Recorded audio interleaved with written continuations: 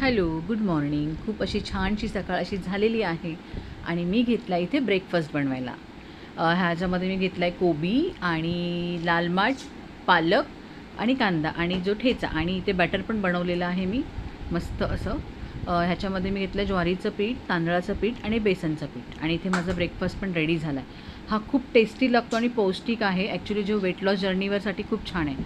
आणि दुपारचं लंच डाळ बनवली होती आणि सगळं आटपून मी पुन्हा माझ्या जिममध्ये आले आहे आणि ही माझी जिम आहे. छान अशी जिम आहे माझी ही आणि मी नक्की तुम्हाला माझा जिमचा व्हिडिओ नक्की शेअर करणार आहे लवकरच.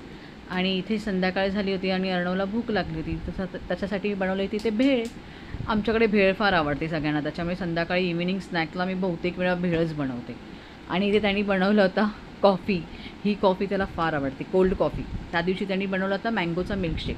आज त्यांनी बनवली होती कॉफी, कोल्ड कॉफी. आणि तो ही कॉफी खूप एन्जॉय करतो.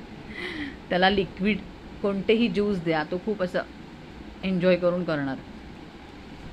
सो त्याची मस्तपैकी कोल्ड कॉफी बनवून झाली होती आणि ते छान अशी संध्याकाळ पण झाली आहे. मस्त व्ह्यू आहे आणि ते कोकिळेचा आवाज मला वाटतं नाही येऊ शकत, पण मी रेकॉर्ड केला होता तो आवाज. आणि ते खाली बघा अर्णव खेळतो आहे, दिसते का? दिसत असेल तर सांगा मला कमेंट करून, अर्णव दिसतो आहे का खाली खेळताना.